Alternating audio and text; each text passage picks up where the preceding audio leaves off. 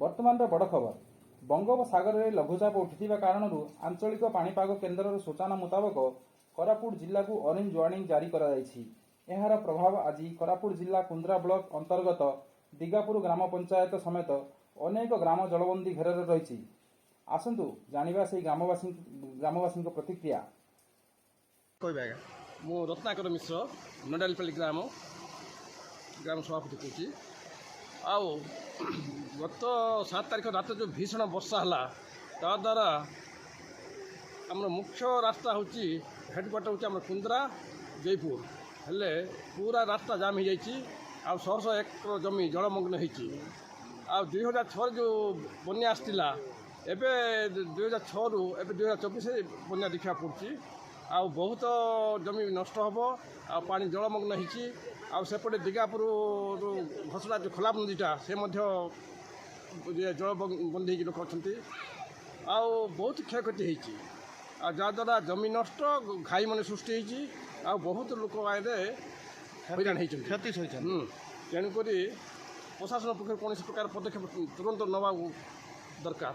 ଆଉ ଆମର ଅନୁରୋଧ ଗ୍ରାମବାସୀମାନଙ୍କର, କୁନ୍ଦ୍ରା ତହସିଲ ଆସିକି ତୁରନ୍ତ ଅନୁଧ୍ୟାନ କରନ୍ତୁ ବନ୍ୟାର ପରିସ୍ଥିତି ଆଉ ତା'ର ତୁରନ୍ତ ମୁକାବିଲା କରିବା ପାଇଁ ବୋଲି ଆମେ ଗ୍ରାମବାସୀ ତରଫରୁ। ଆଜ୍ଞା, କେଉଁ କେଉଁ ଗାଁ ଏବେ ବର୍ତ୍ତମାନ ବିଚ୍ଛିନ୍ନ ଅଞ୍ଚଳ ଭାବରେ ରହିଛି, ନଦୀ ଅଟକ କରିକି ରଖିଛି ସେ ଗାଁ ଗୁଡ଼ିକ? ଦିଗାପୁର ନରେଲପାଲି ଆଉ ଘସଡ଼ା ଆଉ ଖୁର୍ପି ଏସବୁ ଯେଉଁ ଜଳମଗ୍ନ ହେଇକି ବର୍ତ୍ତମାନ ଅଛି। ମାନେ କମ୍ୟୁନିକେସନ୍ ବିଲକୁଲ ନାହିଁ, ପୁରା ବନ୍ଦ। ଏବେ ଆପଣ ଯଦି କୁନ୍ଦ୍ରା ଯିବାକୁ ଚାହିଁଲେ ଯାଇପାରିବେ ନା? ଯାଇ ହେବନି। ଜୟପୁର ଯିବାକୁ ଚାହିଁଲେ ଯାଇପାରିବେ। କେତେ ଖଣ୍ଡେ ପାଣି ଚାଲିଛି ଆଜ୍ଞା? ପାଣି ବର୍ତ୍ତମାନ ତ ନଦୀ ହେଇକି ବ୍ରିଜରେ ମିନିମମ୍ 5 ଫୁଟ ପାଣି ଚାଲିଛି ବର୍ତ୍ତମାନ। ହଁ, ମାନେ ଆପଣଙ୍କର ବ୍ରିଗାଡ଼ରେ ଯେହେତୁ ଯାତାୟାତ ପୁରା ଠପ୍ ହେଇଛି। ଧନ୍ୟବାଦ ସାର୍। ନା ଜିତେନ୍ଦ୍ର ପାଣିରେ ଆମର ଗାଁ ଦିଗାପୁର, ବ୍ଲକ କୁନ୍ଦ୍ରା, ଜିଲ୍ଲା କୋରାପୁଟ। କାଲି ରାତି ପ୍ରାୟ 12ଟାରୁ ଲଗାଣ ବର୍ଷା ହେବା ଯୋଗୁଁ ଆମର ଦିଗାପୁର ଗାଁଟା ପୁରା ଏରିଆ ବିଚ୍ଛିନ୍ନ ହୋଇଯାଇଛି। ଦିଗାପୁର ଗାଁର ଦୁଇ ପଟେ ଦୁଇଟା ନଦୀ ଅଛି। କୁନ୍ଦ୍ରା ଯିବା ରାସ୍ତାରେ ଗୋଟେ ଅଛି ବିରି ନଦୀ, ବର୍ତ୍ତମାନ ଏପଟେ ଅଛି କଲାବ ପ୍ଲସ୍ କଲାବ ଆଗରୁ ଗୋଟେ ଯୋଡ଼ି ବୋଲି ଗୋଟେ ଜାଗା ଅଛି। ସେ ଜାଗାରେ ପୁରା ଲଗାଣ ବର୍ଷାରେ ପାଣି ପୁରା ଜୟପୁର ଯିବା ପାଇଁ ରାସ୍ତା ନାହିଁ, ସେପଟେ କୁନ୍ଦ୍ରା ଯିବା ପାଇଁ ରାସ୍ତା ନାହିଁ।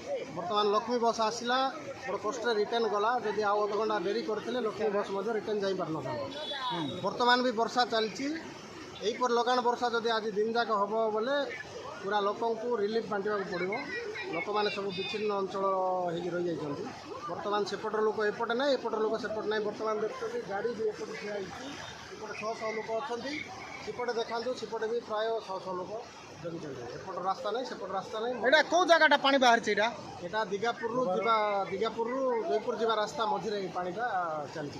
ଆଉ ସେପଟେ ଆପଣଙ୍କର ଦିଗାପୁରରୁ କୁନ୍ଦ୍ରା ଯିବା ରାସ୍ତାରେ ବର୍ତ୍ତମାନ ବ୍ରିଜ୍ ଉପରେ 5 ଫୁଟ ପାଣି ଚାଲିଛି। ବ୍ରିଜ୍ ଉପରେ ବର୍ତ୍ତମାନ ସମୁଦ୍ର ଭଳିଆ ହେଇଛି ସେ ଏରିଆଟା। ଆପଣଙ୍କର ଜମି, ଚାଷ ଜମି କିଛି କ୍ଷୟକ୍ଷତି? ଚାଷ ଜମି ବହୁତ କ୍ଷୟକ୍ଷତି ହେଇଛି ଆଜ୍ଞା। ଧାନ ପ୍ରାୟ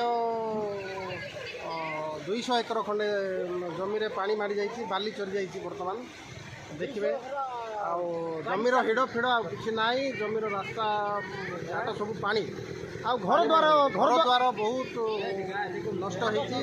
ଆଉ ଡ୍ରେନ୍ ପାଣି ଯାକ ପ୍ରାୟ ରାସ୍ତା ଉପରେ ଚାଲିକିରି ଦିଗାପୁର ଗାଁର ସମସ୍ତଙ୍କର ଘରେ ପାଣି ପଶିଯାଇଛି। ଆଉ କଚ୍ଚା ଘର ମାନେ ଯେଉଁଟା ଅଛି ପ୍ରାୟ ଲୋକଙ୍କର ଭୁଷୁଡ଼ି ପଡ଼ିଛି କଚ୍ଚା ଘର। ତାଙ୍କୁ ଅତି ଶୀଘ୍ର ଯଦି କୌଣସି ରିଲିଫ୍ କିମ୍ବା ପଲିଥିନ୍ ଯୋଗାଇ ନ ଦିଆଯାଏ, ତାପରେ ଲୋକ ବହୁତ ଅସୁବିଧାରେ ପଡ଼ିବେ। ଆପଣଙ୍କର ଦିଗାପୁରର ଲଳିତ ନାୟକ ବୋଲି ଜଣଙ୍କର ଘର ଭାଙ୍ଗି ଯାଇଛି? ହଁ, ପ୍ରାୟ ଭାଙ୍ଗି ଯାଇଛି। ଲଳିତ ନାୟକ ଘର, କୁମୁଦ ପାତ୍ର ଘର ବି ଭାଙ୍ଗି ଯାଇଛି। ଜଣଙ୍କର ବାଲି ବି ଗୋଟେ 5 ଗାଡ଼ି 6 ଗାଡ଼ି ଖଣ୍ଡେ ଘର ତିଆରି ପାଇଁ ରଖିଥିଲେ, ସେ ବାଲି ବି ଗୋଟେ 10-12 ହଜାର ଟଙ୍କାର ବାଲି ବି ଖସେଇ ନେଇଯାଇଛି।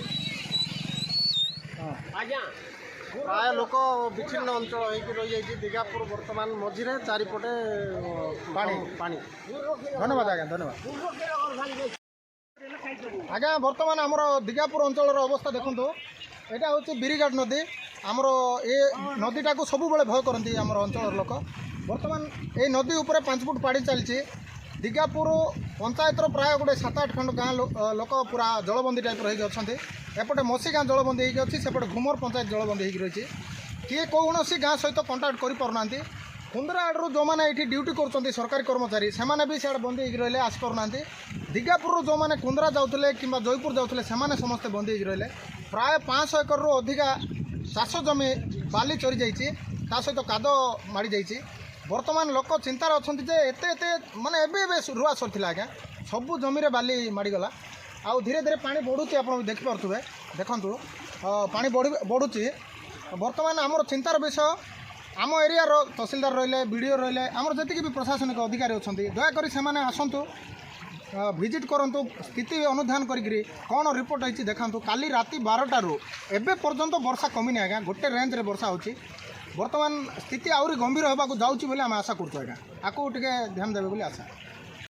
ସୂଚନା ଅନୁଯାୟୀ କୋରାପୁଟ ଜିଲ୍ଲାରେ ଗତକାଲି ସନ୍ଧ୍ୟା ସମୟଠାରୁ ଲଗାଣ ବର୍ଷା ଲାଗି ରହିଥିବାରୁ ବର୍ତ୍ତମାନ ଦିଗାପୁରକୁ ଯାତାୟାତ କରିବା ପାଇଁ ଅଞ୍ଚଳବାସୀଙ୍କ ପ୍ରତି ରାସ୍ତା ଠପ୍ ହୋଇଥିବା ସହିତ ବନ୍ୟା ପରିସ୍ଥିତି ମଧ୍ୟ ସୃଷ୍ଟି ହୋଇଛି।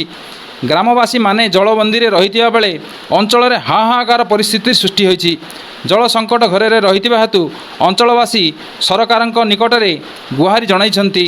କୋରାପୁଟରୁ ବ୍ୟୁରୋ ନ୍ୟୁଜ୍ TV4 ଓଡ଼ିଶା।